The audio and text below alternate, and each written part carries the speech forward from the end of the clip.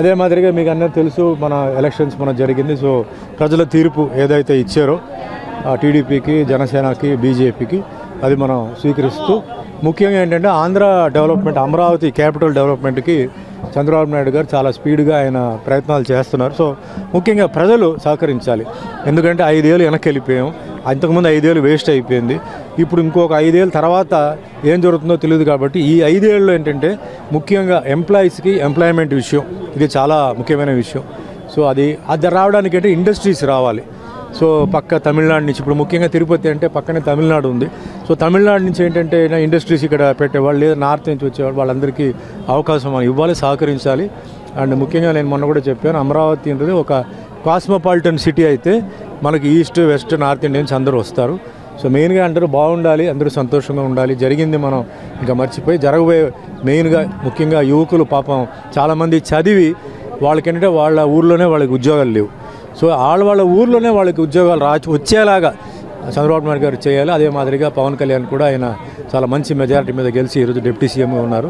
So మా cinema వర్గాల్లో కూడా ఎన్నో కళాకారులు, టెక్నీషియన్స్ చాలామంది ఇబ్బందులు ఉన్నారు. సో వాళ్ళకి కూడా ఏంటంటే ఏదైనా అంటే ఇక్కడ షూటింగ్స్ జరిగేలాగా అంటే స్టూడియోస్ లాంటి చిన్న చిన్న స్టూడియోస్ లాంటి కట్టిస్తే టీవీ సీరియల్స్కి, వెబ్ సిరీస్కి వాటికి పనికొచ్చేలాగా, ప్లస్ ఈరోజు చాలా రియాలిటీ ప్రోగ్రామ్స్ జరుగుతున్నాయి. ఆ విధంగా తిరుపతిలో చేసి ఇది ఒక టెంపుల్ సిటీ కింద డిక్లేర్ చేయాలని నా కోరిక. ఎందుకంటే ఎన్నో గుడిలు ఇక్కడ ఉన్నాయి. సో ఇది ఒక టెంపుల్ సిటీగా డిక్లేర్ చేయవచ్చు. దానికి నా రిక్వెస్ట్ దీనికి. అండ్ ముఖ్యంగా ఇంకా మంచి అభివృద్ధికి జరగాలి ఆంధ్రప్రదేశ్. బాబు గారి వల్లనే ఈరోజు హైదరాబాద్ అంత బ్రహ్మాండంగా ఉందంటే అది బాబు గారి డిజైనే. సో అదే మాదిరిగా ఆంధ్ర కూడా డెవలప్ అయ్యి అందరూ బాగుండాలని నా కోరిక. సబ్జెక్ట్ తెలిసిన మంత్రి అయితే అండి మ్యాటర్ ఈజీగా సాల్వ్ అవుతుంది. సబ్జెక్ట్ తెలియని వాళ్ళైతే ఏమవుతుందంటే వాళ్ళు ఆలోచించి వేరే వాళ్ళ దగ్గర ఒపీనియన్ తీసుకొని వాళ్ళు చెప్తారు. ఇప్పుడు పవన్ కళ్యాణ్ గారు ఏంటంటే సినిమా మనిషే కాబట్టి సినిమా కష్టాలు, నిర్మాత కష్టాలు, డిస్ట్రిబ్యూటర్ కష్టాలు, ఎగ్జిబిటర్ కష్టాలు అన్నీ తెలుసు. సో తప్పనిసరిగా ఇప్పుడు ఉన్న పరిస్థితి నుంచి బెటర్మెంట్, ముఖ్యంగా చిన్న సినిమాలు బ్రతకడానికి ఒక మార్గం ఆయన చూపిస్తారు. అదే మాదిరిగా పెద్ద సినిమాలు కూడా ఈక్వల్గా, ఎందుకంటే పెద్ద సినిమాలకి ఎక్కువ రిస్క్ ఉంది. సినిమా చాలా కోట్లు పెట్టి తీస్తారు, ఏదైనా ఫెయిల్ అయితే చాలా పెద్ద లాస్ అవుతుంది.